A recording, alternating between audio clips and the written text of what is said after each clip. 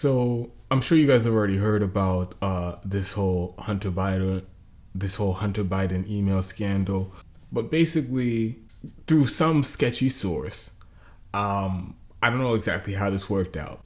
The New York Post says that Hunter Biden dropped off this laptop at a computer repair shop, never picked it up, and somehow Republican operatives got their hands on it and turn it over for the information to be published.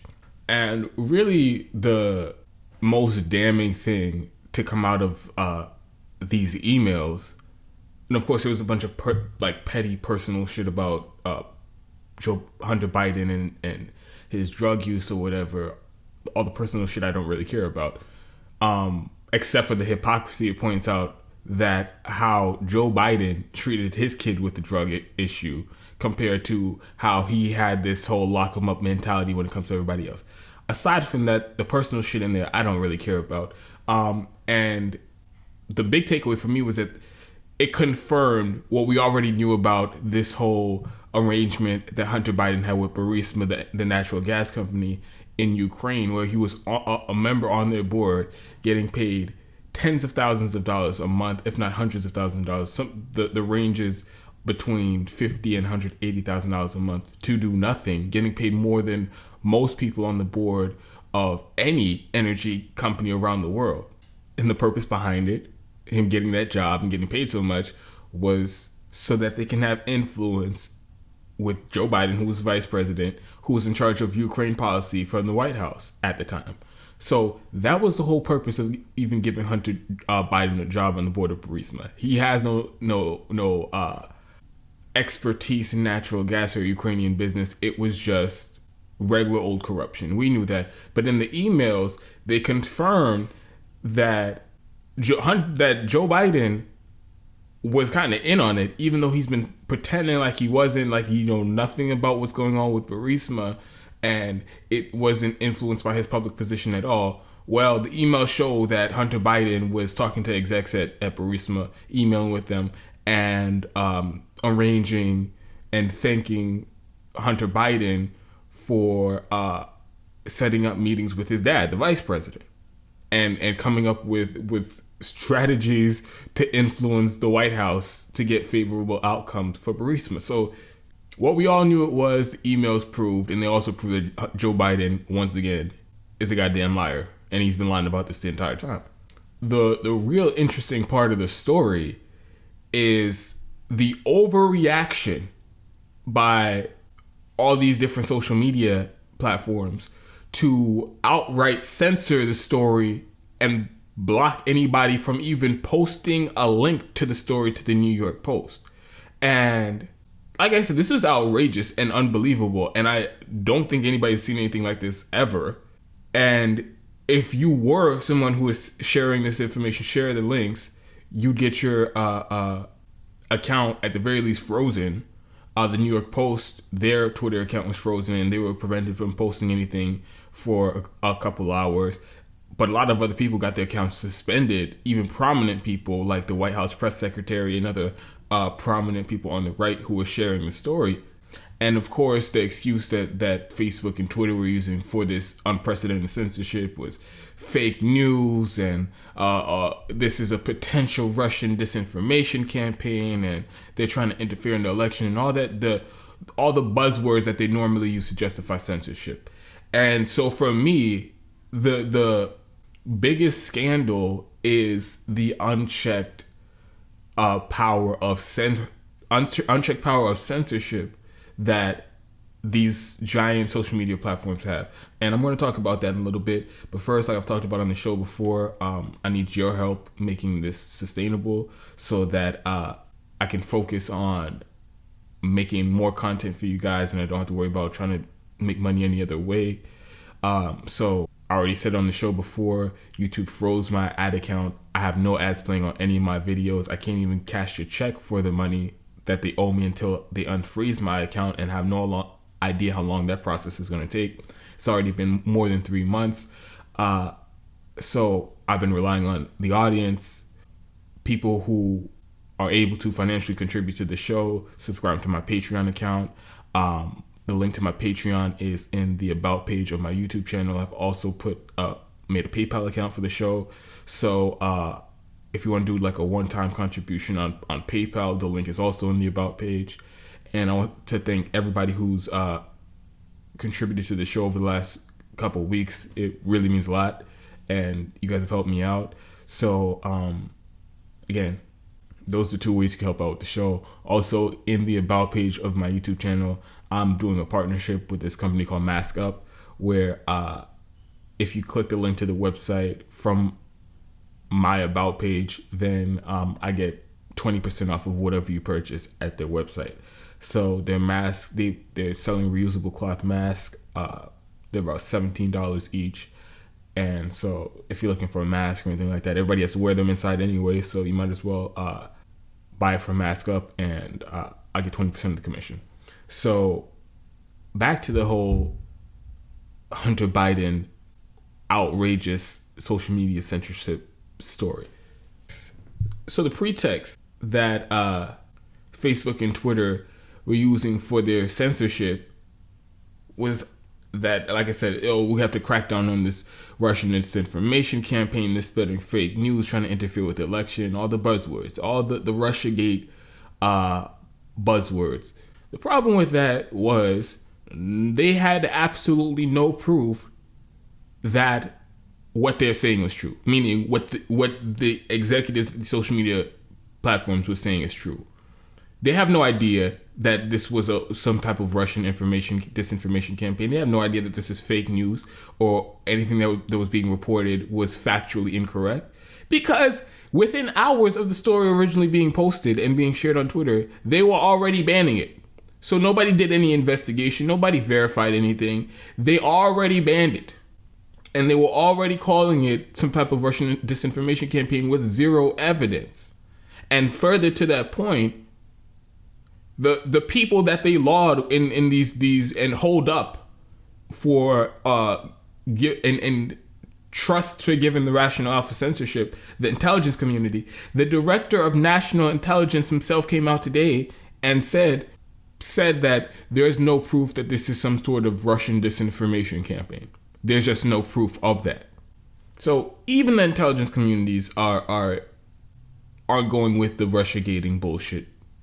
And furthermore, let's just live in a hypothetical world real quick. Say the story was fake. Say it was some sort of disinformation. Who is Facebook and Twitter to decide what's true and what's not, and what news and information people are allowed to see? Because now you're playing a very dangerous game where, like, I've talked about this on the show before. Most people get their news from online, from social media, from YouTube, from Twitter, from Google, and Facebook. That's how most people get access to news. So you mean to tell me that these people now have the power to say, just if I say something is true or false, that's the deciding factor whether or not millions of people get this information?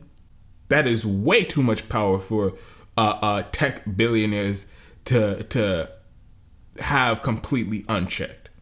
But back to the whole veracity of these emails to begin with. Isn't it very telling that the Biden campaign, Hunter Biden himself, none of their lawyers, no one has explicitly come out and said that email was fake? There are all these conspiracies among the Democratic apologists and the partisan hacks, even David Pakman, all of them trying to discredit the story with absolutely no evidence. But the people involved in the story aren't even brazen enough to come out and say this isn't true themselves, because they know it's true, and they know the New York Post or whoever else has that information can back it up, and there's probably corroborating evidence, so they don't want to just get caught in a lie. So it's very telling that the people that the story's about aren't even denying the story, because if it wasn't true, you know for a fucking fact Joe Biden and his team would be the first one out there saying fake news, this was made up, this is a smear campaign, yada. They aren't even saying that. Which brings me to the real motive behind this, and what should scare people more than if this was some real earnest attempt to crack down on fake news. The reality is, the reason why Twitter and Facebook, specifically Twitter, took this heavy-handed, overreaching approach to this story is because they are so enmeshed in the Democratic Party machine. They work hand in hand with them, especially ever since the 2016 election. And because you have to understand, all of this censorship, this whole wave of censorship, has been justified by this irrational obsession with quote fake news and Russian disinformation. And who's been pushing that? It's the hacks and the partisans in the Democratic Party, the operatives in the Democratic Party, and the executives at these social media companies. They're taking that feedback, and anything that they're telling them to do, they're doing. They tell them to take down some pages, they're going to do it. Their reason for taking down this story was partisan and personal. They viewed this story as harmful to Joe Biden and Joe Biden's campaign, so they wanted to hide it from the public, and everything that they did after that was just rationalization and mental gymnastics. And this is specifically true with Twitter, because an executive from Twitter has been put on Joe Biden's transition team. So now you have executives at Twitter with a conflict of interest because they have something, they stand something to lose if Joe Biden doesn't win this election. They have a seat at the table. This grants them opportunity to get even more power by helping stack a presidential administration with people who are friendly to their industry, specifically to their company. So this is a giant conflict of interest that Twitter has here regarding anything having to do with the election, because they already picked a side and they're going to do anything they can to make their side win. And in this case, it means outright banning people from sharing a story that makes Joe Biden and his son look bad. So I need people to understand that that's what the root of all of this is. It isn't an actual concern about fake news and disinformation. Like I said, they didn't even wait to try to prove that that's what this is. Immediately as the story came out, they decided that they were going to ban it. So this was always one of the biggest fears that the left had with this whole obsession with Russiagate, Russian disinformation, interfering with the election, and the fear mongering about fake news. All of this was just an excuse to justify censorship of people who are outside of the mainstream, people who are anti-establishment, people who question the status quo. That's what all of this always comes down to. And you see it by who's been the victim of censorship. Specifically, look on the left. Anti-war activists, people advocating for Palestinian rights, people exposing police brutality, people who question the intelligence community. These are the people who get their shit taken down, who get their accounts suspended, and who get censored from these giant companies. And this is what you get when you cheer on censorship.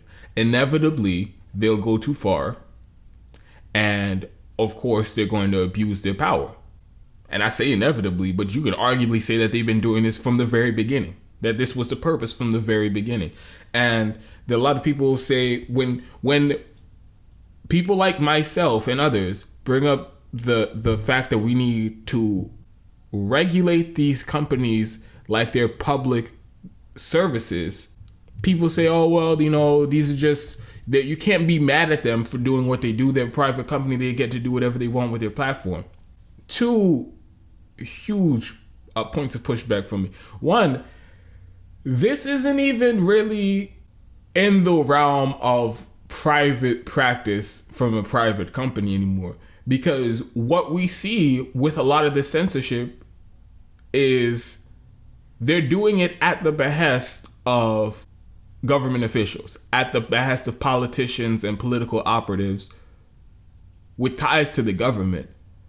So this is just some sort of end run around the First Amendment, and it's government officials, political figures, using a private company to do the censoring that they can't just outright do from their position as a government official. So there's an argument to be made that it's just unconstitutional, regardless if it's a private company doing it, because they're doing it at the behest of the government, and they're doing it at the behest of politicians.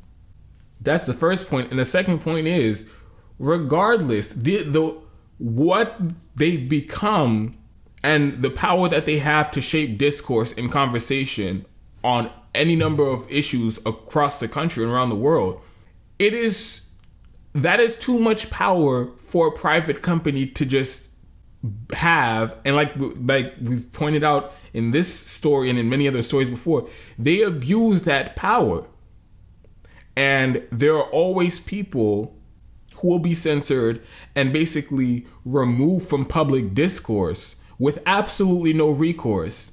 And that's a very serious thing to do, especially when most public discourse, when most political discourse happens online.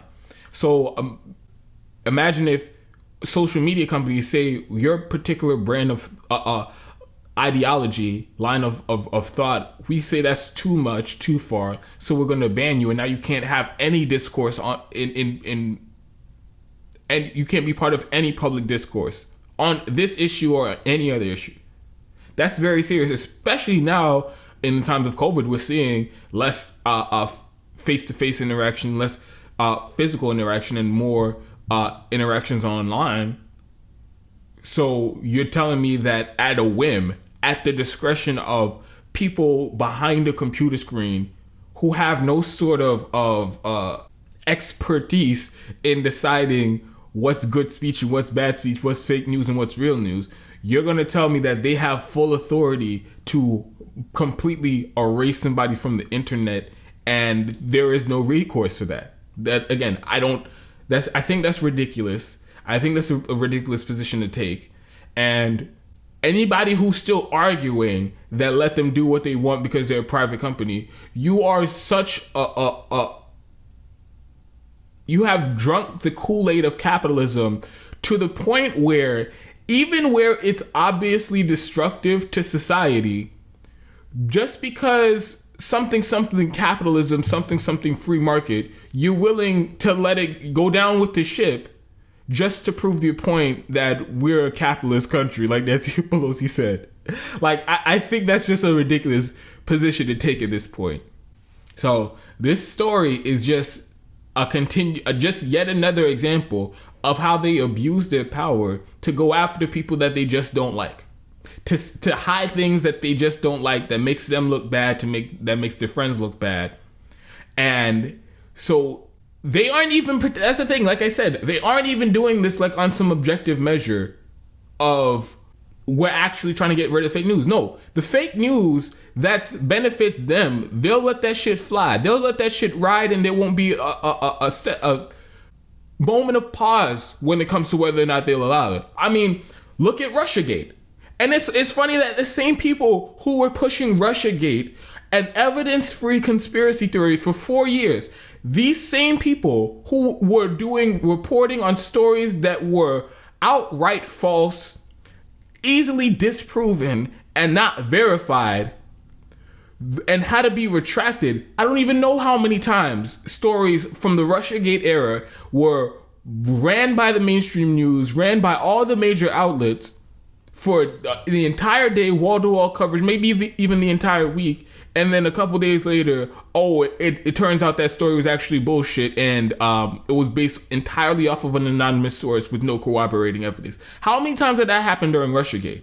And how many times were those stories banned on Twitter or banned by Facebook? I'll give you a grand total. I mean, I'll give you a rough estimate. It happened about 1,017 times. And the amount of times that those links to those stories were banned on social media was zero. It was zero. And so for those same people to come out and try to act like they're now the arbiter of truth, they're the ones who got a lock on. They got a nose for this shit, and they're the ones who can spot fake news a mile away. They're the ones who are going to come out and tell us, you can't allow this story to run. You can't allow people to share this story on your platform. You can't even allow them to DM the link to the story to people, personal messages to other people, because we say it's fake news. What about this? I say everything you've been saying for the last 4 years has been fake news, and that's actually been proven. So the cognitive dissonance is off the chain in this story, because like I said, the main culprits of Russiagate are the ones now coming out here demanding Twitter ban this story because it's fake news. Again, that's just the veneer. That's the pretext. And honestly, I don't even think they believe that shit anymore, because like I said, they haven't proven that it's fake news. There was no way to know it was fake news just hours after the story came out, and they were censoring it, and they were cheering on the censorship of it. So, like I said, they're all operating in bad faith. And the real reason why they support banning this story and censoring this story is because it makes Joe Biden look bad.